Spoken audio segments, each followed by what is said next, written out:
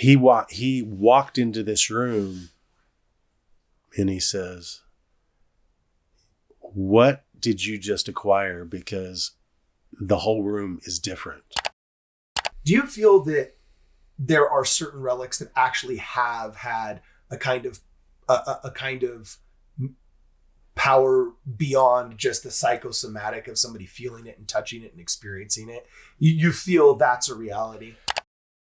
I am like forever forbidden from touching that book. I didn't know who he was. I knew nothing about him, but I got the creeps. Just seeing the name, I got the shivers, and my room felt dark.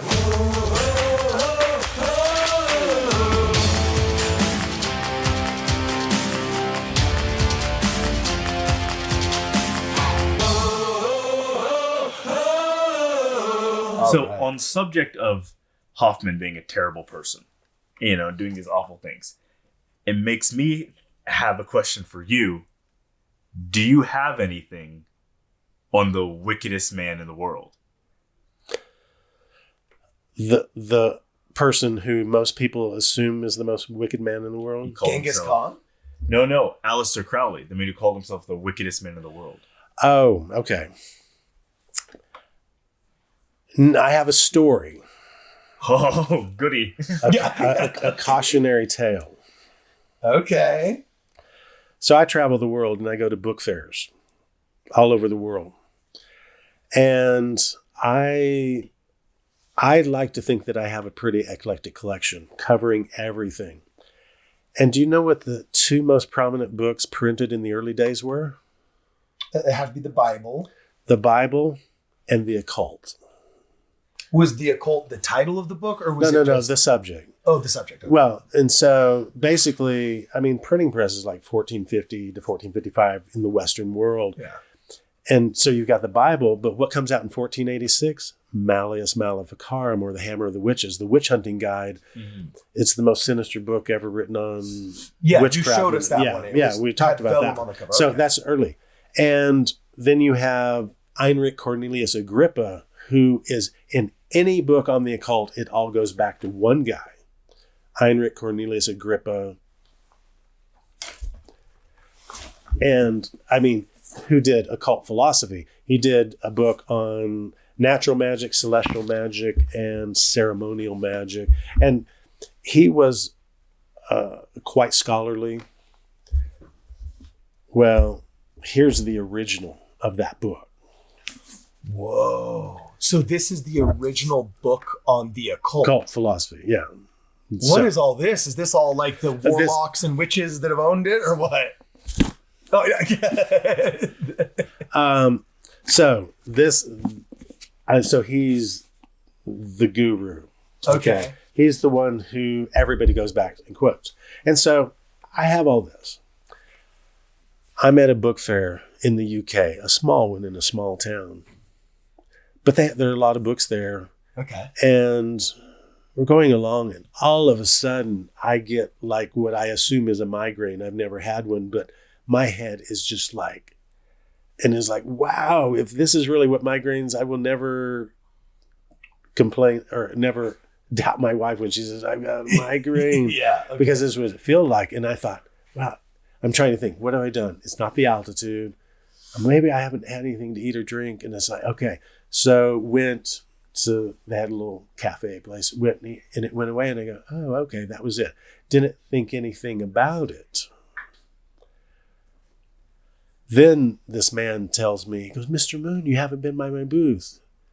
And what I didn't tell you, I had a book in my hand when I got that headache. It was an Aleister Crowley book. Really? But I wasn't putting two and two together till this guy says, and so I put it down, but the thing is, I wanted to buy that book. Like, I was thinking, I could add this to my collection. It would fit. Yeah. The next day, the guy comes up and says, you didn't come to my booth. And I said, well, where is it? It's over here. And we went, and all of a sudden, that headache came back. And it's like, wait, what? And then I turned to look, and there's that book. It is right there again. You had a physical reaction to an Aleister Yeah, Crowley yeah. book on the occult Yeah. without realizing that book was there. Yeah. I think it's a way, sometimes I'm really stubborn and God doesn't want me to do something. He goes, yeah, okay, go ahead, buy that book and see what happens. Really? And I literally was going to get it, and I said, tell you what, thanks, no thanks. As soon as I walked away, it was gone. I had to be like 50 feet away from that book. And I'm not going to tell he has a lot of books, but I'm not going to tell anybody which title. Really? But it was one, and here's the crazy thing. Uh-huh. I actually Googled it, looked it up. Just seeing the title and the cover, same thing brought it back. Really? I am like forever forbidden from touching that book. So whoa, is that a unique experience? It's the only time that's the only happened to you. That's the only time.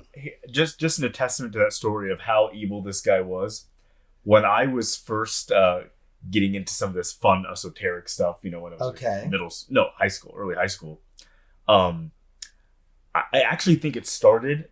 I just Googled something about Joseph Smith, and it brought me to Fawn Brody, which brought to criticisms on 19th century New Age. It led to the Anyway, the first time I saw the name Aleister Crowley, I didn't know who he was. I knew nothing about him, but I got the creeps just seeing the name. I got the shivers, and my room felt dark, and I was like, ugh. I just remember clicking out of the page, just like, ugh. I had no clue who he was.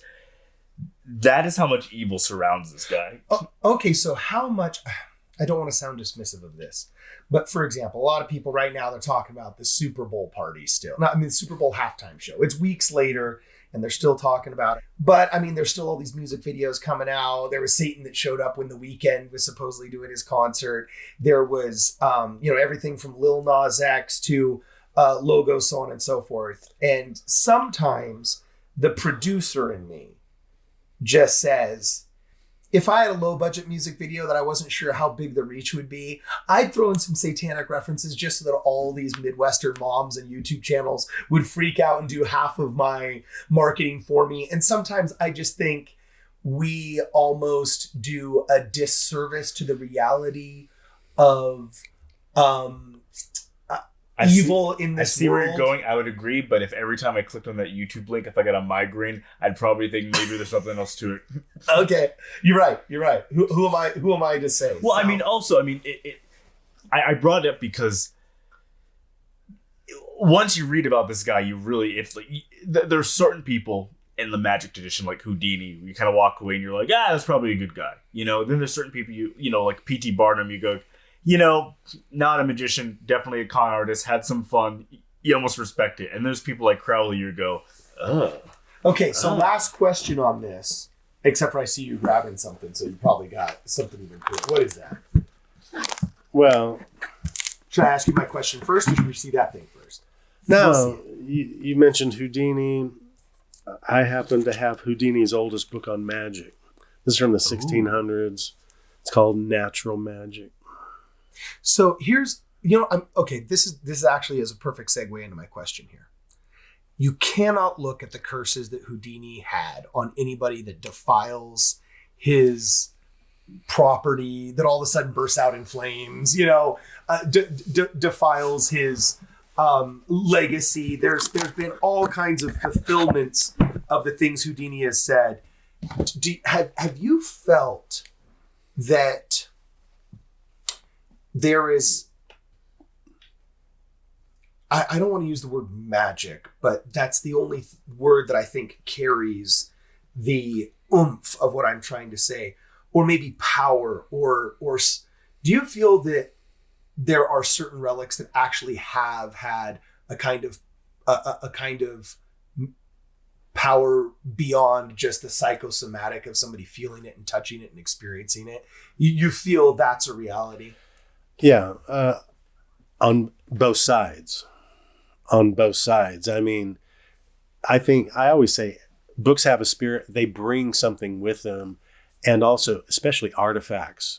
I have a very good friend. He walked into this room and he says, "What did you just acquire? Because the whole room is different. Really? He goes, wait. And he goes, not in a bad way, but he goes, wow. In a good way. Yeah. Okay. He goes, this is, and he's seen a lot of, he's seen everything I have. And he said, what is it? And I says, well, look right here. And I had it. It was on this sofa. It was the temple apron that belonged to Wilford Woodruff, the one he used when he did the work for Washington and the others. Wow, really? And this friend of yours just immediately sensed it. Oh, he didn't even see it, but he goes, something's different in this room. Wow. He says, and I've known him for 30 years. He goes, I have never had such a physical reaction to something being nearby. So it can be, there are things just on the opposite too. I hear that and part of me gets so jealous. It's like, this is a crappy analogy, but I've always been jealous of car mechanics and really good film editors because they see the matrix, they see what's wrong and they can fix it and so on and so forth. With people with that kind of spiritual sensitivity, I have this, it's like my heart, I want to experience that. Now, I feel like I've always been blessed with great faith. People talk about spiritual gifts. My faith, I feel like I've been blessed with that. I have not had that struggle. But that kind of sensitivity, I don't know if it's because I'm eating all this industrialized food and it's calcifying my pineal gland or what, you know what I'm saying? But that I believe is real. It has to be. There's no way that can't be. Okay. All right. We got to move on. This is wild. It's Midnight Mormons. Just like, share, subscribe, all that stuff.